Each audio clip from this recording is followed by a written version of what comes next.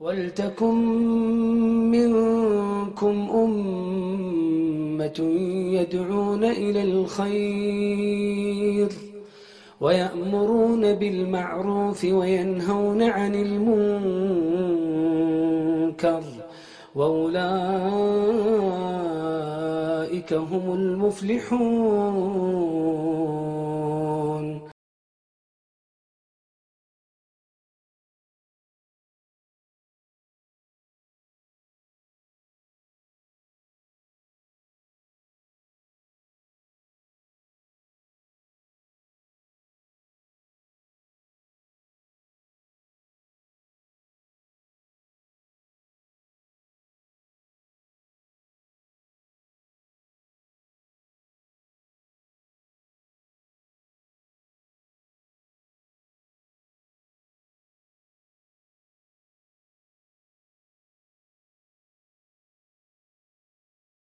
الناس وهي دعوا الخلق للخالق.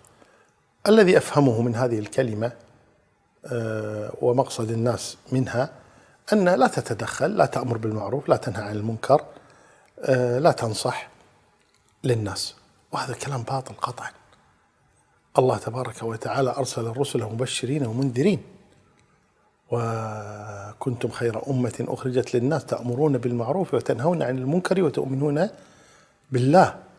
فالأمر بالمعروف والنهي عن المنكر ذكر بعض أهل العلم أنه الركن السادس من أركان الإسلام، وقضية الأمر عن المنكر أمر مهم جدا. لعن الذين كفروا من بني إسرائيل على لسان داود وعيسى بن مريم ذلك بما عصوا وكانوا يعتدون كانوا لا يتناهون عن منكر فعلوه. فكيف بعد ذلك نقول دعوا الخلق للخالق إن كان هذا هو مراد من يطلق هذه الكلمة؟